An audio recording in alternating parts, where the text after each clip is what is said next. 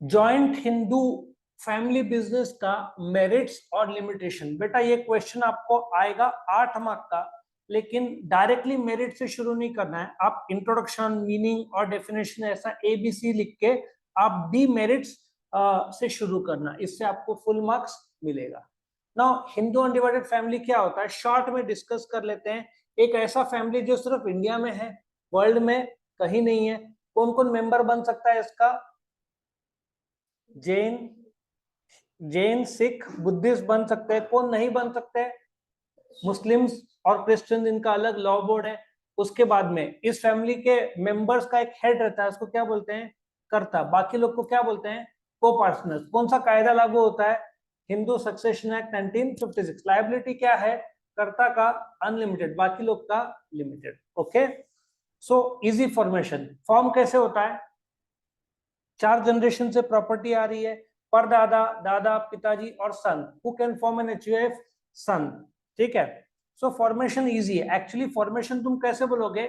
It is form by operation of Hindu law. दूसरा, protection of coparcener interest. ठीक है, को पार्टनर बंटवारा मांग सकते हैं बट अकाउंट्स नहीं देख सकते। वो लोग बोल सकते हैं कि हमको नहीं साथ में रहना, अलग होना है। बंटवारा होएगा, बंटवारा होते समय ही अकाउंट्स देख सकते हैं। रेगुलर तुम्हारा जो फाइनल अकाउंट्स बनता है ना, नहीं देख सकते। सिर्फ क्योंकि कर्ता को बहुत सारे पावर दिए हुए। हिंदू सक्सेशन एक्ट 56 में 31 कायदे हैं, उसमें कर्ता को अनलिमिटेड ताकत दिया है। कर्ता डिसीजन लेगा, बाकी लोग को मानना पड़ेगा। ये फीचर भी है, क्विक डिसीजन मेकिंग होना चाहिए। देखो पॉइंट नंबर 3 दिया है, क्विक एंड प्रॉम्प्ट डिसीजन। क्यों? हिंदू सक्सेशन एक्ट 56 बोलता है कि karta need not consult anyone before taking any decision, so he can take quick decision immediately on the spot, और उसके फैसले बाकी लोग को मानने पड़ेंगे। आया समझ में? ऑन द जॉब ट्रेनिंग, बहुत सारे मारवाड़ीज, गुजरातीज, ठीक है ना, कुछ महाराष्ट्र, ये सब में इन्वॉल्व है। कैसे? बच्चा जन्मता है, 10-12 साल हुआ, जा बैठ गले में। ट्रेनिंग बचपन से शुरू होता है। So on the job training. और बच्चे बोलते ना, एक फैमिली में रह के उनको जॉइंट फैमिली की आदत हो जाती है, और अच्छे बोलते ना, परवरिश बहुत अच्छा होता है। और धंधे में लोग जाते हैं, बहुत बढ़िया धंधा करते हैं, क्योंकि इतने सारे लोग एक आध जन नहीं भी आ पा रहा है, बाकी लोग संभाल लेते हैं। को पार्टनर्स लायबिलिटी। अच्छा, एडवांटेज क्या है? कर्ता का लायबिलिटी अनलिमिटेड है, वो डिसएडवांटेज हुआ, लेकिन को पार्टनर का लायबिलिटी लिमिटेड है। मतलब यदि धंधे को लॉस हुआ, सपोजिटली कितने लाख का? 1.5 लाख का। ठीक है, मैं दिखाता हूँ एग्जाम्पल के तहत। 1.5 लाख का, और कैपिटल 20-20 हजार 5 लोगों ने कंट्रीब्यूट किया है।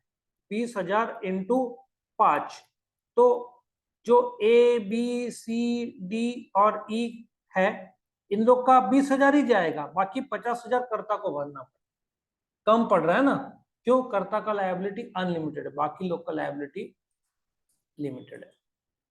कर्ता का अनलिमिटेड, को पर्सनस का limited. Demerits, unlimited liability of कर्ता। मैंने अभी एग्जांपल दिया, इसकी वजह से कर्ता क्या करेगा? फैसला बहुत संभाल के लेगा, और इंपॉर्टेंट डिसीजन डिले भी कर सकता है। Limited financial and managerial resource. मैं तो 30-40 बोला, बट फैमिली में कितने लोग चाहिए? कम से कम 2। सो 4-5-10 लोग रहते हैं, तो इनके पास कैश या कैपिटल लिमिटेड रहता है। No separate legal status. अभी एक बिजनेस है HUF का, ऐसे सोचो, AB एंड सन्स, ये करता HUF फैमिली है, और इनका ये इंडिविजुअल ABCD है। अभी तुम नाराज हो, तुम AB एंड सन्स पर केस करते हो। सिंस इनको सेपरेट लीगल स्टेटस नहीं है, तो A, B, C और D चारों पर केस होता है। तुमने रिलायंस पर केस किया तो मुकेश अंबानी पर केस नहीं होता, शेयर होल्डर्स पर केस नहीं होता, डायरेक्टर्स पर केस नहीं होता, क्योंकि कंपनी को सेपरेट लीगल स्टेटस है। यहाँ पे सेपरेट लीगल स्टेटस नहीं है। करेक्ट? चलो आगे बढ़ते हैं। Partition of business. नाउ झगड़ा हो गया, कंफ्लिक्ट, फैमिली है तो कंफ्लिक्ट होगा, तो क्या होता है? बंटवारा होने का चांस रहता है। बंटवारा हुआ, जिसको पार्टीशन बोलते हैं। मैंने क्या बताया था? पार्टीशन 2 प्रकार के कौन से? टोटल 3 भाई है, तीनों अलग हो गए, या तो पार्शियल, 2 भाई साथ में एक अलग हो गया, वो क्या होएगा? Partial partition. No direct relationship between efforts and rewards. मैं तुमको एक एग्जांपल देता हूँ। सपोजिटली 3 भाई है, ठीक है, आज 2 नासिक के बाहर गए हुए घूमने, ए बी सी। ना पूरा आज ए अकेला धंधा संभाल रहा है, किराना का दुकान है, दिन भर में उसने कमाया 3,000, ठीक है। अब मिलना किसको चाहिए? ए को मिलना चाहिए, बट 3 भाई है तो क्या करना पड़ेगा? हिस्सा उसको देना पड़ेगा ना। ए को मिलेगा 1,000, बी को मिलेगा 1,000, सी को। So do you agree? Efforts और रिवॉर्ड साथ साथ नहीं चलता है, क्योंकि तुम्हारा एफर्ट के वजह से जो रिवॉर्ड आता है बाकी 2 या 3 के साथ बांटना पड़ेगा। सो इसके वजह से मोटिवेशन बढ़ता है कि घटता है? घटता है, बिकॉज तुमको उतना मिलना ही नहीं है।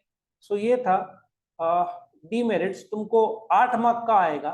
डायरेक्टली आप मेरिट से शुरू मत करो, आप ए इंट्रोडक्शन, बी मीनिंग और सी डेफिनेशन से शुरू करो, तो आपको फुल मार्क्स मिलेगा, ठीक है ना।